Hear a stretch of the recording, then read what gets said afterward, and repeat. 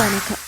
இரவு நேர பிரதான செய்திகளின் ஊடாக நர்மதா சிறையில் முதலில் தலைப்புச் செய்திகள். சிறுபோக நெல் அறுவடை ஆரம்பம், உரிய விலை கிடைக்கவில்லை என விவசாயிகள் கவலை. ஜூலை மாதம் பேருந்து கட்டணத்தை அதிகரிக்க வேண்டும், விடுக்கப்பட்டுள்ள கோரிக்கை.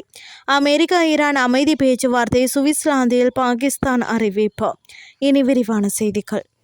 நாட்டின் சில பகுதிகளில் சிறுபோக நெல் அறுவடை ஆரம்பிக்கப்பட்டுள்ள போதிலும் கடந்த பெரும்போக நெல் அறுவடைக்கு இதுவரை முறையான விலை கிடைக்கவில்லை என விவசாயிகள் கவலை தெரிவித்துள்ளனர்.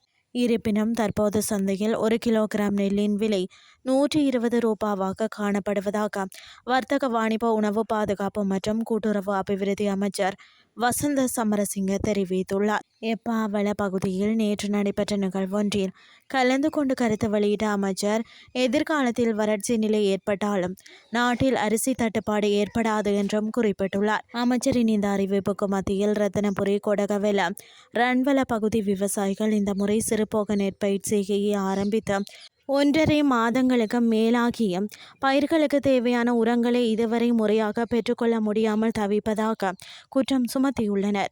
அத்துடன் நெல் அறுவடை பணிகள் ஆரம்பிக்கப்பட்டுள்ள போதிலும் அதற்கான முறையான விலை இதுவரை தீர்மானிக்கப்படவில்லை எனவும் விவசாயிகள் கவலை வெளியிட்டுள்ளனர். வருடாந்த கட்டணத்துக்கு அமைய அடுத்த மாதம் பேருந்து கட்டணத்தை நிச்சயம் அதிகரிக்க வேண்டும் என அகில இலங்கை தனியார் பேருந்து உரிமையாளர்களின் சங்கத்தின் தலைவர் கெமனு விஜயரத்ன தெரிவித்தார். டீசல் விலையை குறைந்த கட்டணத்தில் குறைத்து பேருந்து கட்டணத்தை அதிகரிக்காமல் இருக்க ஒருபோதும் இடமளிக்க முடியாது என அவர் மேலும் சுட்டிக்காட்டினார். கொழும்பில் இன்று இடம்பெற்ற ஊடகவியலாளர் சந்திப்பின் போது கெமனு விஜயரத்ன இவ்வாறு குறிப்பிட்டார். அவர் மேலும் தெரிவித்துள்ளதாவது, மத்திய கிழக்கில் மோதல் நிலைமை முடிவடைந்தாலும் எரிபொருள் விலையை குறைக்கக்கூடாது என்ற மனநிலையில் தான் அரசாங்கம் உள்ளது. பழைய விலைக்கு எரிபொருள் கொள்வனவு செய்துள்ளதால் எரிபொருள் விலையை குறைக்க முடியாது என்றும் பிரதமர் குறிப்பிடுகிறார். எரிபொருள் விலை சூத்திரம் குறித்து அரசாங்கம் வெளிப்படைத்தன்மையில் செயற்படவில்லை. எந்த ஒரு விலை சூத்திரத்திற்கு அமைவாக எரிபொருள் விலை ஒவ்வொரு மாதமும் அதிகரிக்கப்படுகிறது என்றும் பலமுறை கேள்வி எழுப்பியும் அதற்கு இன்று வரை பதில் கிடைக்கவில்லை. கடந்த பிப்ரவரி மாதத்தில் இருந்து இதுவரையில் 6 முறை எரிபொருள் விலை சடுதியாக உயர்வடைந்துள்ளது.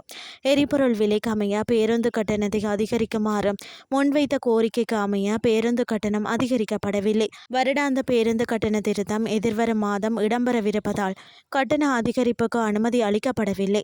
அடுத்த மாதம் டீசல் விலை குறைவடைந்தாலும் பேருந்து கட்டணத்தை நிச்சயம் அதிகரிக்க வேண்டும். டீசல் விலை குறைவடைந்துள்ளது. ஆகவே பேருந்து கட்டணத்தை அதிகரிக்க இடமளிக்க முடியாது என்று குறிப்பிடுவதை ஏற்க முடியாது என தெரிவித்தார். இனி வெளிநாட்டு செய்திகள். ஒத்திவைக்கப்பட்ட அமெரிக்கா மற்றும் ஈரான் இடையேயான பேச்சுவார்த்தைகள் ஞாயிற்றுக்கிழமை சுவிட்சர்லாந்தில் தொடங்கும் என்றும் பாகிஸ்தான் தெரிவித்துள்ளது. லெபனானில் தொடரும் இஸ்ரேலிய தாக்குதல்கள் காரணமாக கோர்மோஸ் நீரிணையை மீண்டும் மூடுவதாக தெஹ்ரான் அறிவித்துள்ள நிலையில் இந்த அறிவிப்பு வெளியாகியுள்ளது. நாடாளுமன்ற சபாநாயகர் முகமது பாகர் காலிபாப், வெளியுறவு அமைச்சர் அப்பாஸ் அராக்சி மற்றும் பிற மூத்த அதிகாரிகள் அடங்கிய ஈரானிய தூதுக்குழு சுவிட்சர்லாந்துக்கு சென்று கொண்டிருப்பதை ஈரானின் வெளியுறவு அமைச்சக செய்தி தொடர்பாளர் இஸ்மாயில் பாகாயி உறுதிப்படுத்தியுள்ளார். வாஷிங்டனில் அமெரிக்காவின் உயர்மட்ட பேச்சுவார்த்தைகளுக்கான ஜாரெட் குஷ்னர் மற்றும் ஸ்டீவ் விகாப் ஆகியோர் ஈரானின் அணுசக்தி திட்டம் குறித்த எதிர்பார்க்கப்படும் பேச்சுவார்த்தைகளின் தொழில்நுட்ப விவரங்களை ஆராய்வதற்காக ஏற்கனவே சுவிட்சர்லாந்தில் இருப்பதாக துணை ஜனாதிபதி ஜேடி வேன்ஸ் உறுதிப்படுத்தியுள்ளார். அடுத்த ஓரிரு நாட்களில் சுவிட்சர்லாந்துக்கு புறப்பட எதிர்பார்ப்பதாக வேன்ஸ் தெரிவித்துள்ளார்.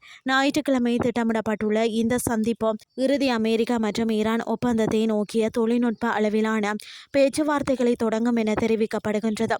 லெபனான் உட்பட அனைத்து முனைகளிலும் இராணுவ நடவடிக்கைகளுக்கு நிரந்தர முற்றுப்புள்ளி வைப்பதாக அறிவித்து இரு தரப்பினரும் இந்த வார தொடக்கத்தில் ஒரு புரிந்துணர்வு ஒப்பந்தத்தில் கையெழுத்திட்டதை தொடர்ந்து இது நடைபெறுகிறது. புரிந்துணர்வு ஒப்பந்தத்தின்படி 60 நாட்களுக்குள் இறுதி ஒப்பந்தம் எட்டப்பட வேண்டும் என்றும் பரஸ்பர ஒப்புதலுடன் இந்த காலத்தை நீடிக்கலாம் என்றும் தெரிவிக்கப்படுகின்றமை குறிப்பிடத்தக்கது. செய்திகள் யாவும் நிறைவடைகின்றது.